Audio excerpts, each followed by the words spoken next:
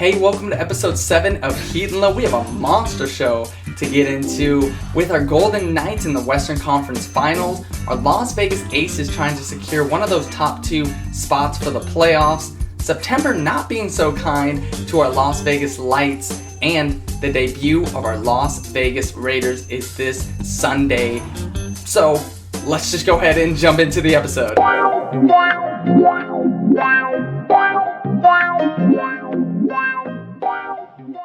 So, our Golden Knights have really spoiled us in the first 3 years. First year, they went all the way to the Stanley Cup, losing in 5 games to the Capitals.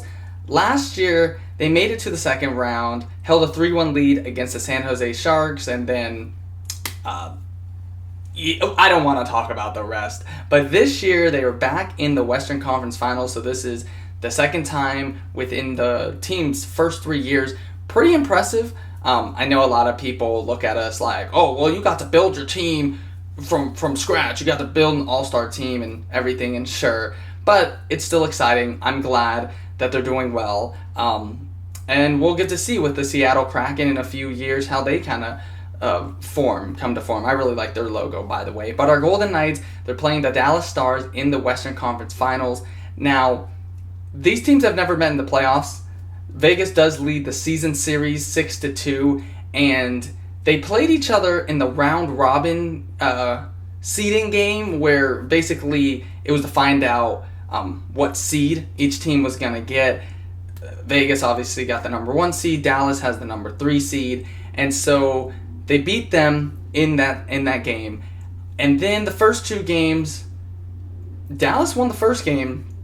Marc-Andre Fleury had a start. He had 24 saves. He did give up an early goal to John Klingberg, but then after that, he was pretty flawless. I don't really feel like you can look at him and I mean, yeah, he gave up the 1 goal, which was the difference maker, but to me, he was precise after that. It was really the offense, and really these last couple games, going back to the Vancouver series, they just haven't been able to get any pucks in the net.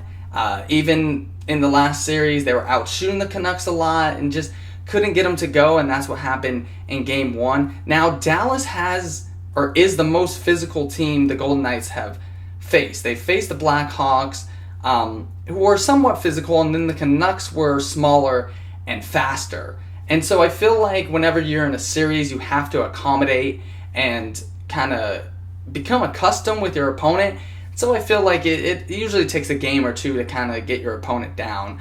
And so I feel like Vegas in Game 1, they didn't have Ryan Reeves either, who is their enforcer. And again, I feel like everybody on the team has a role. For Ryan Reeves, he doesn't score a lot, but he is the macho man. He's gonna bring that physicality, and then that's something important to our Vegas Golden Knights. And so we were missing him because he had an illegal hit in Game 7 of the Vancouver series, so he was suspended the first game of this series. Really missed him. Like I said, Fleury, after giving up that 1 goal, was flawless. The offense just couldn't get going. That all changed in Game 2. You had Leonard back there, who actually posted his 4th shutout of the postseason. All 3 of his wins in the Vancouver series were shutouts, and then he comes into this one with a shutout. Now, he actually hasn't allowed a goal in over 131 minutes. That is pretty impressive, and that comes second to Marc-Andre Fleury. He has the longest in Golden Knights franchise history, obviously the first 3 years, but Fleury's is 144 minutes. So we'll see. I'm sure obviously Leonard's going to start Game 3 and most likely Game 4. That Pete DeBoer's kind of made it clear like he is our guy. So I'm hoping, Leonard continues his streak. And obviously, if that's the case, Vegas can continue to notch up wins. I think in Game 2, much more aggressive, much more activity. The goals were scored in Game 2, William Karlsson, Paul Stastny, and Tomas Nosek. I think that's how you say it. And I saw that last goal, it was nice passing between, it was Chandler Stevenson, he was going back and forth. I want to say it was either Riley Smith or maybe Alex Tuck. He was passing the puck back and forth, and then he made like a cross. not cross court, but like a cross ice pass over to Nosek, and then Nosek kind of just squeaked it in. So that was pretty impressive. I loved how they came out in game 2. Hopefully, now that they kind of have figured out how Dallas likes to play, hopefully it'll be a good series and they can kind of get some wins to kind of stretch this out. I can clearly see this going 7 games, just like the last series. You have 4 teams left. These are the top 4 teams left in this year. This year, looking on the other side, you have Tampa Bay up 2-0 against the Islanders, which the Islanders have been a story. They're the number 6 seed, and they upset the number 1 seed, the Philadelphia Flyers, in the last series. So props to them for what they've been doing. Tampa Bay is Tampa Bay. They're really good as well, but we want to take it one game at a time, one series at a time. So we're focusing, obviously, we got to get past Dallas if we're going to make it back to the Stanley Cup. But I'm loving what I'm seeing. Yeah, the goalie situation, I think it's a good problem to have. I think having a backup in Fleury, a veteran, someone who's been there before, is awesome. I think Leonard has been playing at a stellar rate, and so hopefully he can keep it going. Hopefully the offense can kind of find its rhythm. I think it helped having Reeves back for game 2. Again, given that physicality, I saw a lot more kind of fights from the Golden Knights. They brought up their toughness. They're like, hey, you want to be physical with us? Okay, we'll be physical back. You kind of just adjust to your opponent. So I'm loving what I'm seeing. And so game 2 is on Thursday. So by the time you hear this, it will have already happened. We'll see what happens in that game. And then game 4 will be on Saturday. All the games are at 5 p.m. Pacific time. Unless it goes to a game 7, then that will be at 6. But, that way you can tune in. So go Knights go. I'm loving what I'm seeing. Leonard, you're playing at a stellar rate. Fleury, you are too. Offense, let's try and keep it going. And another Stanley Cup run, hopefully, ending in victory. We'll only have to wait, but I'm very optimistic. And yes, it's always go Knights go. Ooh, things are getting spicy with our Las Vegas Aces. They have a couple games left. They're a game back behind the Seattle Storm and a half game ahead of the LA Sparks, who are their last 2 games. Why not? So they play the Minnesota Lynx on Thursday. Hopefully, they need to win that game. But if they don't, the next 2 games are the most pivotal, because then they play on Saturday the LA Sparks, who they're ahead of right now. But they need to beat them, and then they turn around on Sunday and finish the season off with Seattle, which is the makeup game that they were supposed to play like a week ago or whatever, but it was when the whole league was put on pause because of the civil unrest that continues in our society, and we're still looking for justice.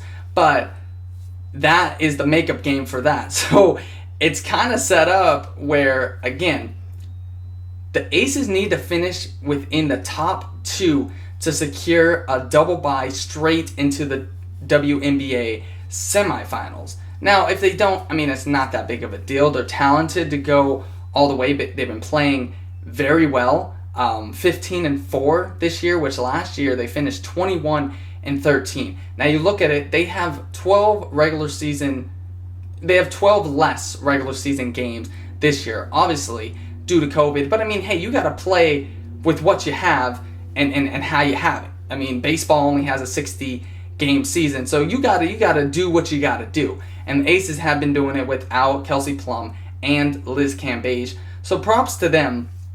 These next couple games, though, are going to be the most pivotal if they want to secure that the double bye into the WNBA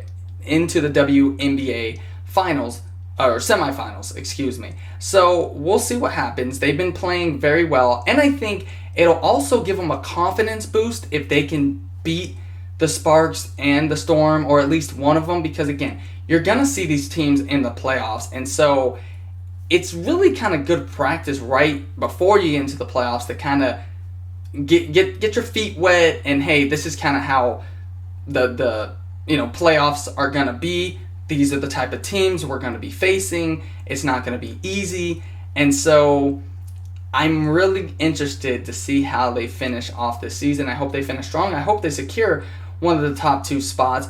We'll have to wait and see. Now, the last game that I saw, they defeated the Indiana Fever, and they led by 20. The Fever had a furious comeback, got within 4, but the Aces ended up holding on and eliminating them from playoff contention. But the points is what I wanted to highlight. Asia Wilson, 22 points, 16 rebounds. Jackie Young, 17 points, 7 rebounds. Angel McCoughtry, 15 points. De'Erica Hamby, 13. Again, that's Aces basketball. You run through Asia Wilson, and everybody else can get their share as well. And that is, to me, when they're playing at the top of their game. And so I think that is what they need to continue to incorporate even into the playoffs. Don't decipher from there. Just keep on that same track. And so I hope they do. Bill Lambert's doing an amazing job. Asia Wilson, to me, is the MVP. I just think she's been playing at a phenomenal level, and I thought there was going to be a lot of pressure on her, and she's really held her own. And so really props to her for that. And so, yeah, by the time this weekend is over, we're going to know where the Aces sit. And just to give you a heads up, so the playoffs begin on this upcoming Tuesday, September 15th. But if the Aces get one of those top 2 seeds, they will go straight to the semifinals, which starts the following Sunday, September 20th. So they'll get, their last game is this Sunday. So if they finish within the top 2, they'll get a good week off before they even need to play, which I think is important because in this bubble format with them in the NBA, these teams are playing every other day, which is fine. You get a day of rest, you play the next day. Given normal circumstances within a season, sometimes you'll have a day in between, sometimes you'll have 2 days in between. So there's a little more adjustment you have to make. So them having a good week off to kind of refresh, get ready, I think is very important. I think they know that as well, and so I think they're going to try to do everything to kind of wrap up in the right way. We'll see what happens. It's been such an exciting season. I did not have really high expectations this year because I was like, oh, we don't have Liz Cambage and we don't have Kelsey Plum, so it'll be a mediocre year. And really, I mean, Asia Wilson, I knew what I was going to get from her, but De'Erica Hamby has stepped up. Getting someone like Angel McCoughtry. Jackie Young, the rookie from Notre Dame, has really impressed me. I like her a lot. I hope we don't let her go because I feel like she's the next rising star. So I really feel like the Aces have enough to win it. It's going to be tough, obviously. You have Seattle with Breanna Stewart. They're a good, formidable team. LA Sparks with Candace Parker. There's a lot. Phoenix, and here's the thing. Phoenix we've had trouble with this year. Chicago we've had trouble with this year. So it hasn't always been, easy. And it's not going to be easy. But we'll see what happens. I'm excited. Again, the season for the Aces will wrap up this Sunday. Playoffs will start on Tuesday, September 15th, and the semifinals, if our Aces are lucky enough to make it straight there, will start next Sunday, the 20th. So we'll see what happens, but Lydia says, yeah, that's like the chant my mom likes to do. I don't know. So you know that song, Wake Me Up When September Ends? The Lights must be singing that, but they want to be woken up before that. They haven't. September just has not been kind to them. They actually haven't won a game since August 25th. They lost a couple close ones. They tied with San Diego. They lost again to the Phoenix Rising FC, who they play again tonight on Friday. They have 6 games remaining. The one I'm looking forward to, and you might as well, is September 30th. They will be hosting Reno 1868. We did not beat them the first time around, but there's always a time for revenge. And so I hope they take all their anger out on that game and every game actually before and after that, but especially that game. Just beat them down 10-0, 20-0. The Braves scored 29 runs yesterday in baseball, and I hope that is what the Lights do to Rito. 29-0.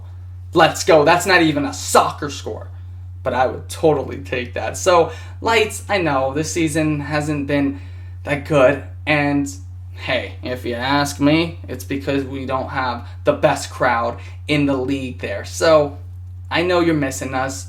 Our spirit, though, is with you. So, you got that to hang on to. And in this episode, I want to talk about our Las Vegas Raiders. Wow, we have a season in store for you.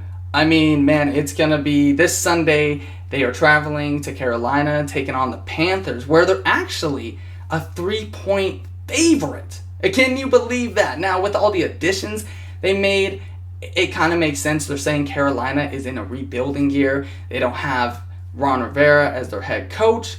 Obviously, no Cam Newton. He's moved on to New England.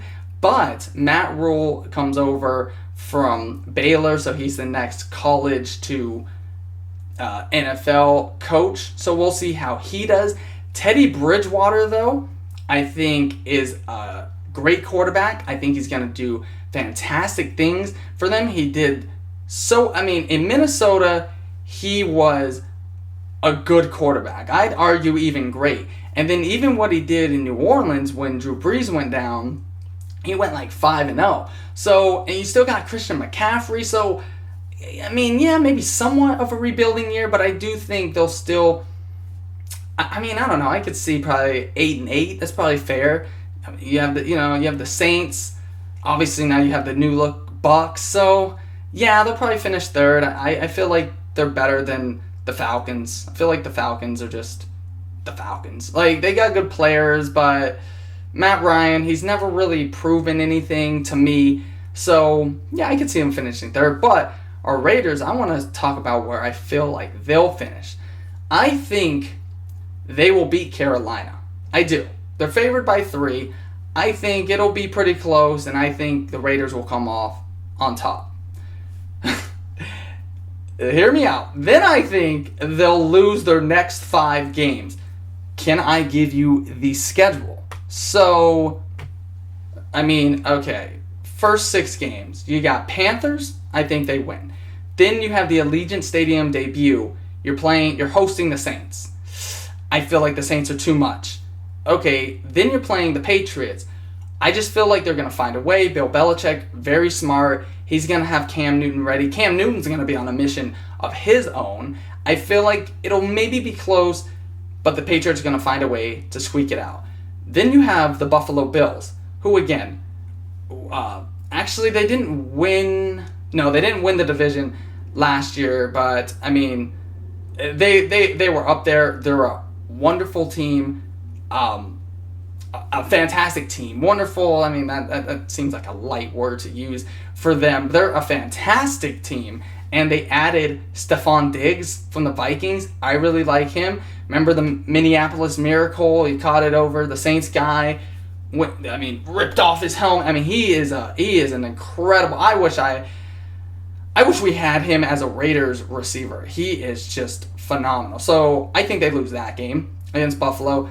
Then you have the Chiefs, who again are actually, by the time you hear this, they'll have played their first game. They're playing Thursday against the Texans, who, remember, in the playoffs, Texans were up 24-0. It looked like, it's the end of the Chiefs. And all of a sudden, Patrick Mahomes is like, wait a minute, don't you know who I am? Boom, boom, boom. And the next thing you know, they won like 51-31. It was like, what the heck is going on? And so he's a special player. I don't think they're going to beat the Chiefs, at least first time around. I do think they'll lose to them first time around. And then you got the Buccaneers, Tom Brady, Bruce Arians is the coach. He's got Gronk back. They have Mike Evans. It's just going to be too much. So I do think they're going to go 1-5 through their first 6 games. But I do feel like they'll finish the season 10-6. Last year they finished 7-9, failed to make the playoffs. But this year, I totally see 10-6 because after that, it lightens up. You got the Browns, Chargers. With the Chargers, no more Phillip Rivers. They got Justin Herbert. To me, well, let's talk about this. Week 13, they play the Colts, who is where Phillip Rivers went. Phillip Rivers, his most career wins have came against the Raiders. So I don't think they'll beat the Colts. I think that Phillip Rivers he thrives against the Raiders, and I think he will again in Indianapolis. So I do think that's the other game that the Raiders will lose. But to me, I don't see why the Raiders shouldn't finish second in their division to the Chiefs. I actually have them beating the Chiefs the second time around. That's in week 10. I feel like the first time there's going to be a lot. Patrick Mahomes, it's going to be too much. But I feel like, again, the divisional opponents, they see each other twice a year. And so I do think the second time around, they'll have a bit better of a feel. They'll have their team kind of more on track in terms of, hey, this is what we're doing. So I do see that week 10, they do beat the Chiefs. So again, they'll start off 1-5, and then they'll only lose, one game in their next 9. They'll go 9-1 to finish the season, in my opinion. Finish 10-6. I think they'll make the playoffs, and then we'll see what happens from there. So those are my predictions. I would like to hear, what do you think? Where do you think the Raiders are going to finish? Are they going to make the playoffs? Is this a make or break year for Derek Carr? I believe it is. I believe if he doesn't have a great year, Raiders are going to start looking elsewhere for a quarterback in the draft. But we'll see. I hope he does well. I really like Derek Carr, and I think, hey, you have all the pieces you need now. So it's time to either show up or go up. I don't know. I just made that saying up, and I feel good about it. So that's all from this week of Heat and Low. Thank you so much for joining me. I hope you have a fantastic week. A lot going on now in Vegas. Again, it's not usually this hectic. We usually don't have the Golden Knights and the Aces and the Raiders and the Lights and all these teams playing at the same time, but it is beautiful nonetheless, and I'm here to cover it all for you. So enjoy your weekend and next week, and I will talk to you again next Friday. Take care of yourselves.